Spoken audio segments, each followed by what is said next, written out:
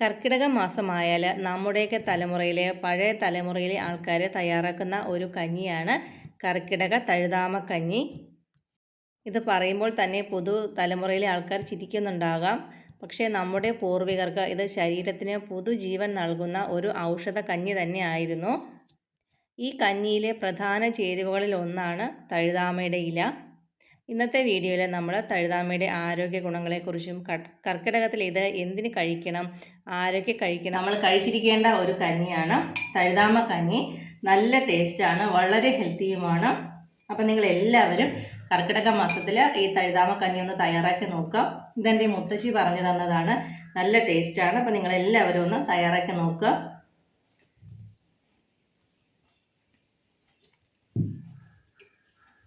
അപ്പം നമുക്ക് നേരെ വീഡിയോയിലേക്ക്. സാധാരണ കർക്കിടക മാസത്തിൽ മഴ ശക്തമാകുന്ന സമയമാണ്. ഈ സമയത്ത് അന്തരീക്ഷത്തിലെ ഈർപ്പം കൂടുകയും പലർക്കും ദഹനക്കുറവ്, വിശപ്പില്ലായ്മ, ശരീരവേദന, ക്ഷീണം, ജലദോഷം, പനി തുടങ്ങിയ പല പ്രശ്നങ്ങളും കാണുന്നുണ്ട്. അതുകൊണ്ട് തന്നെ ആയുർവേദത്തിൽ ഈ കാലഘട്ടത്തെ ശരീരത്തെ പുനരുജ്ജീവിപ്പിക്കേണ്ട സമയമായി കണക്കാക്കപ്പെടുന്നു. അതുകൊണ്ടാണ് ഔഷധ സസ്യങ്ങൾ ചേർത്ത കഞ്ഞിക്ക് പ്രാധാന്യം ഈ മാസത്ത് ലഭിക്കുന്നത്. തഴുതാമ എന്ന പേര് വന്നത് തന്നെ സംസ്കൃതത്തിൽ ഇതിനെ പുനർനവ എന്ന പേരിലാണ് അറിയപ്പെടുന്നത്. പുനർ എന്നാൽ വീണ്ടും, നവ എന്നാൽ പുതിയത്, പുതുജീവൻ നൽകുക എന്നാണ്. എൻ്റെ മുത്തശ്ശി പറയുന്നത് കേൾക്കാം, തഴുതാമ കഴിച്ചാൽ അരുതായ്മ പോലും ഇല്ലാതാകും എന്നാണ്. ഈ സസ്യത്തിന് ഈ മനോഹരമായ പേര് ലഭിക്കുന്നത് തന്നെ ശരീരത്തിന് പുതുജീവൻ നൽകുമെന്ന വിശ്വാസത്തിലാണ് പൂർവികർ ഈ പേര് തന്നെ ലഭിച്ചത്. തഴുതാമ ഇലയുടെ ഇടയ്ക്ക് കണ്ടോ, വയലറ്റ് കളറിലെ നല്ല മുളകാണ് കണ്ടോ. തഴുതാമയുടെ ഇലയിൽ വിവിധ സസ്യരാസ്യ ഘടകങ്ങൾ, ആൻറ്റി ഓക്സിഡൻറ്റുകൾ, ഫ്ലവനോയിഡുകൾ തുടങ്ങിയവ അടങ്ങിയിട്ടുണ്ട്. ഇവ ശരീരകോശങ്ങളെ സംരക്ഷിക്കാൻ സഹായിക്കുന്ന ഘടകങ്ങളാണ്. ശരീരത്തിലെ നീർക്കെട്ട് കുറയ്ക്കാൻ സഹായിക്കുന്നു. കാലിലെയും കയ്യിലെയും മുഖത്തൊക്കെ ചിലർക്ക് നീര് വരാറുണ്ട്. അതിനൊക്കെ നമുക്ക് ഈ ഇല തോരൻ വെച്ച് കഴിക്കുകയോ കഞ്ഞിയായിട്ട് കഴിക്കുകയോ ഒക്കെ ചെയ്യാവുന്നതാണ്.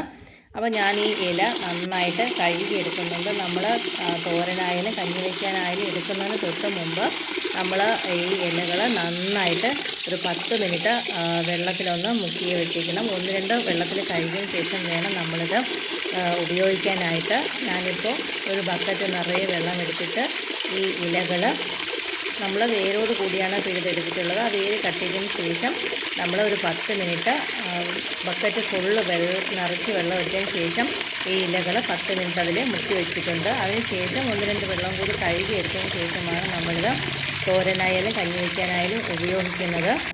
നമ്മൾ തറയിൽ ധാരാളം പടർന്ന് കിടക്കുന്നത് കൊണ്ട് തന്നെ തറയിലെ മണ്ണും അതെല്ലാം നമ്മുടെ ഈ ഇലകളിൽ കാണും. അതുകൊണ്ടാണ് നമ്മൾ 10 മിനിറ്റ് ഈ വെള്ളത്തിൽ കുതിർത്ത് വച്ചതിന് ശേഷമാണ് നമ്മൾ ഉപയോഗിക്കാമെന്ന് പറയുന്നത്. അത് നിങ്ങൾ പ്രത്യേകം ഒന്ന് ശ്രദ്ധിച്ചിരിക്കണം. കർക്കിടക മാസമായാൽ സാധാരണ മഴയാണ് കൂടുതലുണ്ടാവുക. ഇപ്പം നല്ല തെളിഞ്ഞ കാലാവസ്ഥയാണ്. ഈ കർക്കിടക മാസത്തിൽ അന്തരീക്ഷത്തിലെ ഈർപ്പം കൂടും. പലർക്കും ദഹനക്കുറവ്, വിശപ്പില്ലായ്മ, ശരീരവേദന, ക്ഷീണം, പനി, നീർക്കെട്ട് അങ്ങനെ പല അസുഖങ്ങളാണ് കർക്കിടക മാസത്തിൽ. ആയുർവേദം ഈ കാലഘട്ടത്തെ തന്നെ ശരീരത്തെ പുനരുജ്ജീവിപ്പിക്കേണ്ട സമയമായി കണക്കാക്കപ്പെടുന്നു. അതുകൊണ്ട് തന്നെ ഔഷധ സസ്യങ്ങൾ ചേർത്ത കഞ്ഞി നമ്മൾ ഉറപ്പായിട്ടും തയ്യാറാക്കി കുടിക്കുകയും തോരൻ വെച്ച് കഴിക്കുകയൊക്കെ ചെയ്യുക. നമ്മൾ നന്നായി കഴുകിയെടുത്തതിന് ശേഷം അതിൻ്റെ തണ്ടെല്ലാം കളഞ്ഞിട്ട് ഇലകളും ആ തെളിന്ത് ആ മുകളിലത്തെ ഒരു ഒടിപ്പ് ഭാഗമുണ്ടല്ലോ അത് മാത്രമാണ് നമ്മൾ തോരൻ വയ്ക്കാനായിട്ടും കഞ്ഞി വയ്ക്കാനായിട്ട് ഉപയോഗിക്കുന്നത്. അതിൻ്റെ തണ്ട് ഉപയോഗിക്കുന്നില്ല.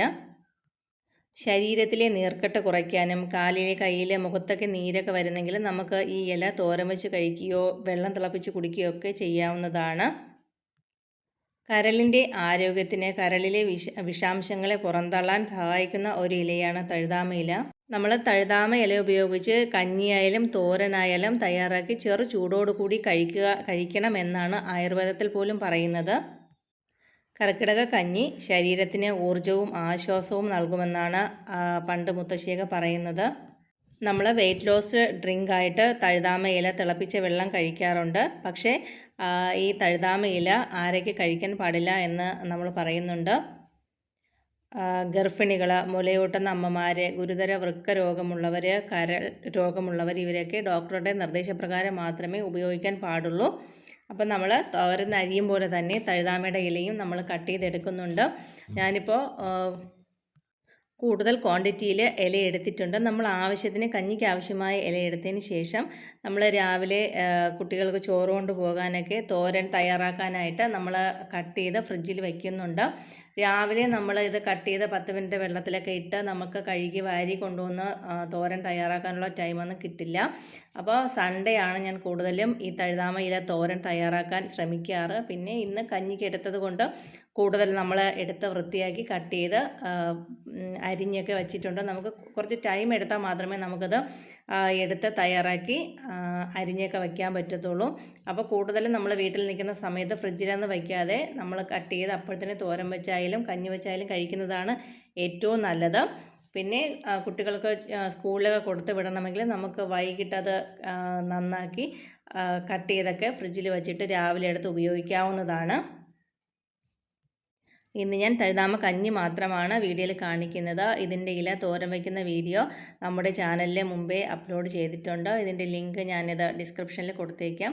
അപ്പോൾ നിങ്ങൾ താല്പര്യമുള്ളവർ കണ്ടു നോക്കുക. എന്തായാലും തഴുതാമ ഇലയുടെ തോരനായാലും കഞ്ഞിയായാലും നിങ്ങൾ കർക്കിടക മാസത്തിൽ ഉറപ്പായിട്ടും ഇതൊന്ന് കഴിച്ചിരിക്കേണ്ട ഒരു കാര്യം തന്നെയാണ്. നമ്മൾ ഉലുവയൊക്കെ ചേർത്താണ് ഈ കഞ്ഞി തയ്യാറാക്കുന്നത്. പക്ഷേ നമ്മൾ വിചാരിക്കും കയ്പ്പ് കാണുമെന്ന്. പക്ഷേ അങ്ങനെയൊന്നുമില്ല, നല്ല ടേസ്റ്റാണ് കഴിക്കാനായിട്ട്. നമ്മുടെ ചീരയൊക്കെ അരിയുന്നത് പോലെ തന്നെ നമുക്ക് ചെറുതായിട്ട് കട്ട് ചെയ്ത് എടുക്കാവുന്നതാണ്. തഴുതാമയുടെ ഇല തിളപ്പിച്ച് വെയിറ്റ് ലോസ് ഡ്രിങ്കായിട്ട് കുടിക്കുക. നമ്മളൊരു 15 ദിവസം തുടർച്ചയായിട്ട് രാവിലെ കുടിക്കുക. 15 ദിവസത്തിനിടയ്ക്ക് നമ്മൾ വേറെ വെയിറ്റ് ലോസ് ഡ്രിങ്ക് ഒന്നും കഴിക്കരുത്. ഇത് കുടിച്ചാൽ ഇത് മാത്രമേ കുടിക്കാൻ പാടുള്ളൂ. അല്ലാതെ ഒരാഴ്ച കുടിച്ചിട്ട് വെയിറ്റ് കുറഞ്ഞില്ല എന്ന് പറഞ്ഞുകൊണ്ട് വേറെ ഡ്രിങ്കുകളൊന്നും ഇതിൻ്റെ കൂട്ടത്തിൽ ഉപയോഗിക്കാൻ പാടില്ല. നമുക്ക് തോരൻ തയ്യാറാക്കാനായിട്ട് ഒരു സവാളയോ കുഞ്ഞുള്ളിയോ ചെറുതായിട്ട് അരിഞ്ഞ് നമ്മൾ ഏത് ഓയിലാണോ ഉപയോഗിക്കുന്നത് അതിൽ വഴറ്റിയതിന് ശേഷം ഈ ഇലകൾ ചേർത്ത് അടച്ചു വെക്കേണ്ട ആവശ്യമില്ല. തഴുതാമയുടെ ഇലയൊക്കെ പെട്ടെന്ന് വേകുന്നതാണ്, അതുകൊണ്ട് അടച്ചു വെക്കേണ്ട ആവശ്യമില്ല. നമുക്ക് പെട്ടെന്ന് തന്നെ തോരൻ തയ്യാറാക്കാവുന്നതാണ്. ചെറു ചൂടോടുകൂടി നമുക്ക് കഴിക്കാവുന്നതാണ്. നമ്മൾ ഇലകളെല്ലാം കട്ട് ചെയ്തെടുത്തിട്ടുണ്ട്. ഇനി നമ്മൾ രാവിലെ കുഞ്ഞുങ്ങൾക്ക് ചോറ് കൊടുത്തേക്കാനൊക്കെ ആയിട്ട് രാവിലെ കട്ട് ചെയ്യാൻ ടൈം ഇല്ലാത്തതുകൊണ്ട് നമ്മൾ കട്ട് ചെയ്ത് അടച്ച് ഫ്രിഡ്ജിലേക്ക് വെച്ചിട്ടുണ്ട്. ബാക്കിയുള്ളതാണ് നമ്മളിപ്പോൾ കഞ്ഞി തയ്യാറാക്കാനായിട്ട് എടുക്കുന്നത്. കുറച്ച് മാത്രമാണ് നമ്മൾ കഞ്ഞി തയ്യാറാക്കുന്നത്. നമ്മൾ എത്രത്തോളം കഞ്ഞി തയ്യാറാക്കുന്നു അതിനനുസരിച്ച് നമ്മൾ ഇല കൂടി എടുത്തു കൊടുത്താൽ മതി. നമ്മളിതിലേക്ക് ചെറുപയറും ഉലുവയും കൂടി ചേർത്താണ് കഞ്ഞി തയ്യാറാക്കുന്നത്. ഇനി നമുക്ക് നേരെ കഞ്ഞി തയ്യാറാക്കാം.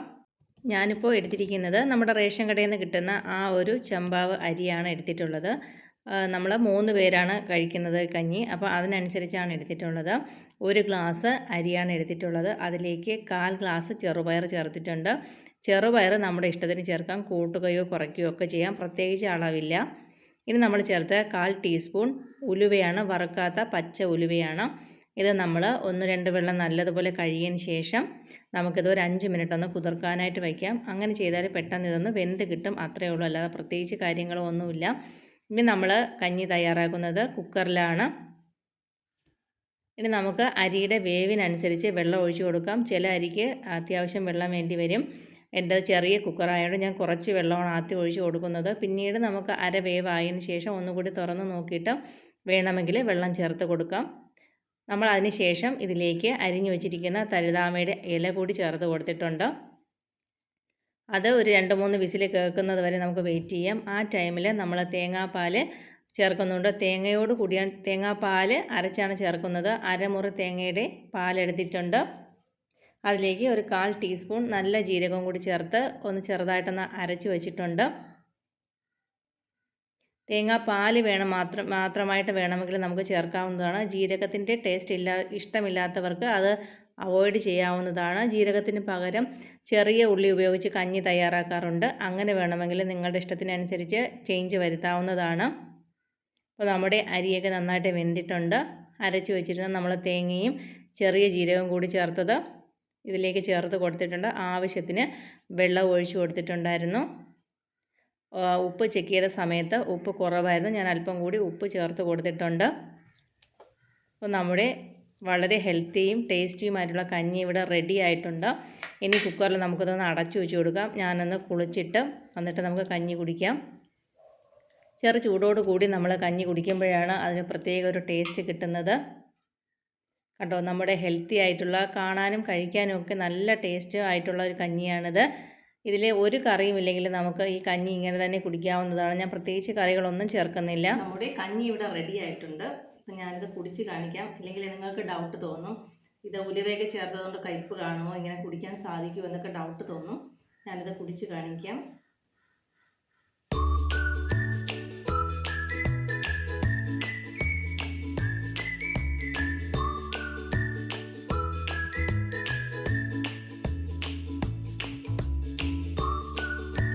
പ്രത്യേകിച്ച് ടേസ്റ്റ് വ്യത്യാസങ്ങളും കാര്യങ്ങളും ഒന്നുമില്ല. നല്ല ടേസ്റ്റാണ്, ഹെൽത്തിയുമാണ്. അപ്പോൾ നിങ്ങളെല്ലാവരും ഒന്ന് ട്രൈ ചെയ്ത് നോക്കുക.